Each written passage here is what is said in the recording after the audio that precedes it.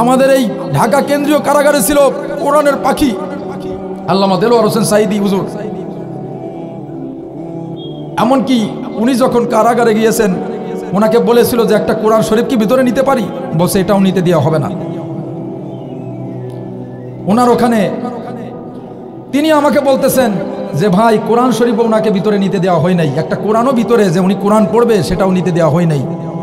উনি তো হাফেজ ছিল না কোরআনের, পরবর্তীতে কারাগারে কোরআন পড়তে পড়তে কোরআনের হাফেজ হয়ে গিয়েছেন।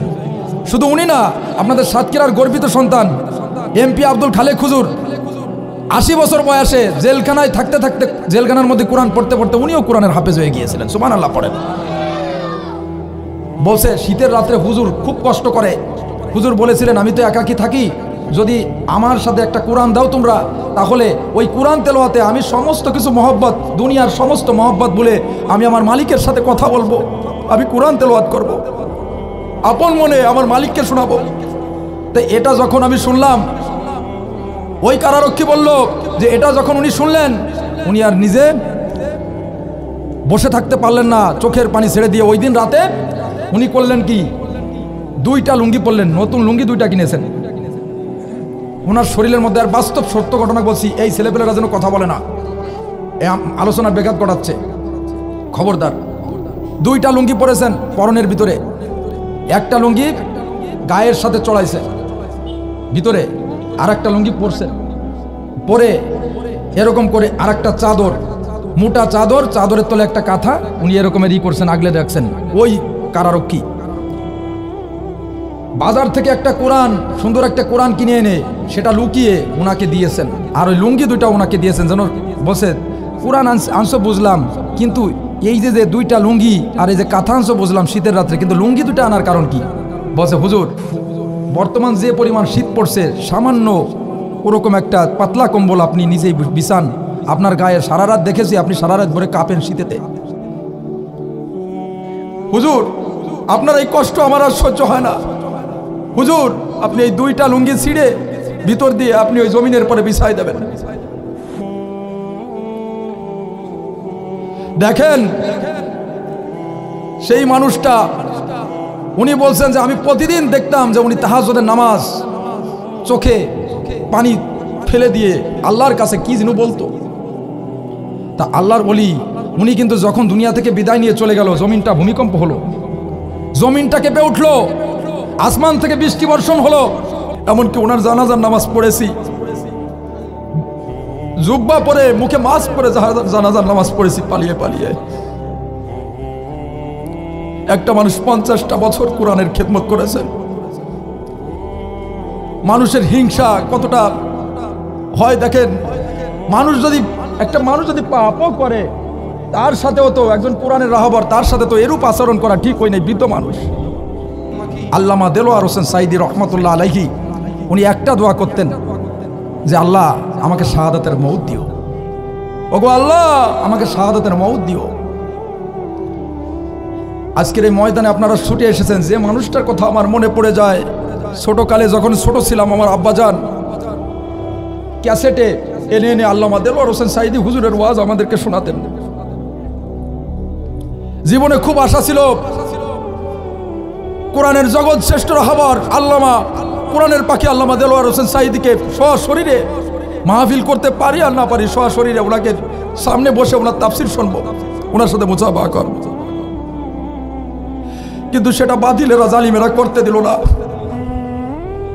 আমি মানিকগঞ্জ দরবারে একটা গিয়েছিলাম, মানিকগঞ্জের পীর সাহেব হুজুর ওই দিন বয়ান করতেছিলেন যে কোরআনের পাখি আল্লামা দেলোয়ার হোসেন সাঈদী, দেখেন আপনারা হাক্কানি ওলি কিভাবে চিনবেন, বুঝবেন কিভাবে আপনারা, উনি এইভাবে কথা বলে, আপনারা কিভাবে বুঝবেন?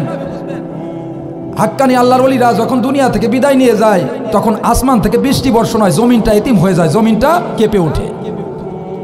এমনকি ওই জমিনের, বিশেষ করে ওইখানে ওই হাসপাতালে আমিও ভর্তি ছিলাম, উনিও ভর্তি ছিল, তখন আমি ওনার সাথে আমি ওনার কাছে যাব, ওনার সাথে একটু দোয়া নেব কি, উনি নিজেই আমার কাছে এসে আমার কাছে দোয়া নিতে চলে আসছে। দেখেন আল্লাহর ওলিরা কতটা নমনীয় হয়। আল্লাহ বলছেন ওয়ালা তামশি ফিল আরদি মারহান ইন্নাকা লান তাখরিকাল আরদা ওয়া লান তাবলুগাল জিবালা তুলা। আল্লাহু আকবার। আমার জমিনে অহংকার করিস না, অহংকার করবি, অহংকার করে তো তুমি জমিনটাকে লাথি মাইরা বিদীর্ণ করতে পারবে না, মাউন্ট এভারেস্ট থেকে তুমি উঁচুতেও পৌঁছাতে পারবে না। আল্লাহ নবী বলেছেন, ইয়াকুমুল হাসাদা ফা ইন্নাল হাসাদা ইয়াকুলুল হাসানাতি কামা তাকুলুন নারুল হাতাব। তুমি যত আমল করতেছো, আমলের মধ্যে যদি বিন্দু মাত্র সরিষা দানা পরিমাণ যদি অহংকার রিয়া থাকে, সমস্ত আমল যেমন একটা অগ্নিকুণ্ড, তার ভিতরে কাঠ দিলে কাঠকে পোড়ায়া যেমন কয়লা করে দেয়, কামা তাকুলুন নারুল হাতাব, সমস্ত কাঠকে কয়লা বানায় দেয়, ঠিক তেমনি তোমার সমস্ত নেক আমলকে এই অহংকারের কারণে, দাম্ভিকতার কারণে আল্লাহ সব কাঠের মতো পোড়ায় কয়লা বানায় দেবে, ধ্বংস করে দেবে। সুবহানাল্লাহ।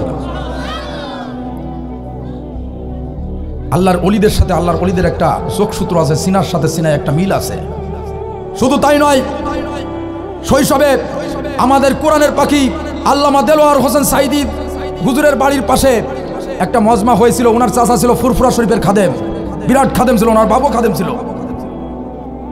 তা ওই দিন ফুরফুরার যে বড় পীর সাহেব, ওই দাদা হুজুর, উনি বলতেছিলেন যে তোমার ছেলেটা কই। ওই চাচাকে বলতেছিলেন, ওনার চাচাকে বলছেন, তোমার ছেলেটা কই, নিয়ে আসো তো। বলছে, হুজুর আমার ছেলেটা তো নাই এখানে, আমার ছেলেটা দূরে গেছে। তখন বলছে, নাই মানে, তাহলে তোমার পাশে যে দাঁড়ায় আছে সুন্দর ছেলেটা, ও ছেলেটা কার? পরে বলছে, এ তো আমার ভাইয়ের ছেলে দেলোয়ার হোসেন সাইদি। তখন বলছে, বাবা তুমি এদিকে আসো তো, ভাইয়ের ছেলেও তো তোমার ছেলে, এদিকে আসো। আসার পরে নাম জিজ্ঞেস করলেন, হুজুরের দিকে তাকায় মাথা নত করলেন, বলছে, বাবা তুমি একটু হা করো, তোমাকে দেখে আমার ভালো লাগছে। কোরআনের পাখি আল্লামা দেলোয়ার হোসেন সাইদি রাহিমাহুল্লাহ তখন কি করলেন? হা করলেন। সাথে সাথে ফুরফুরার ওই দাদা হুজুর, ফুরফুরার পীর সাহেব হুজুর, উনার গালের মধ্যে একটা ফু দিলেন। ওই ফুতে এমন কিছু হয়েছিল যে উনার শরীরে কম্পন সৃষ্টি হয়েছিল। পরের দিন থেকে উনি যখন কোরআন তেলাওয়াত করে, উনার যাই বলে না কেন মানুষ শোনে এবং ভালো লাগে। তার পরের দিন রাতে কোরআনের পাখি এই মেসেজগুলো নেন, এইগুলো কারোর কাছে পাবেন না, অনেক কষ্ট করে সংগ্রহ করতে হয়েছে আমার বাবার কাছ থেকে এবং অনেক বড় বড় আল্লাহওয়ালা ব্যক্তিত্বের কাছ থেকে। পরের দিন রাতে উনার বাবা স্বপ্ন দেখতেছেন যে কোরআনের পাখি আল্লামা দেলোয়ার হোসেন সাইদি তাহাজ্জুদের নামাজ পড়ে উনি স্বপ্ন দেখতেছেন, উনি কোরআনের বিশেষ করে একটা জায় নামাজের পর বসে কোরআনুল কারীম তেলাওয়াত করতেছেন। এক পর্যায়ে ওই কোরআনুল কারীম তেলাওয়াত করতে করতে উনি আস্তে আস্তে সন্নি হয়ে আকাশের দিকে উড়ে যায়। এইভাবে ভাসতে ভাসতে উনি চতুর্দিক সারা পৃথিবী ভ্রমণ করতেছেন। আর সারা পৃথিবীর যত মানুষ রয়েছে পঙ্গপালের মতো কোরআনের পাখি আল্লামা দেলোয়ার হোসেন সাইদি হুজুরের দিকে তাকায় আছেন।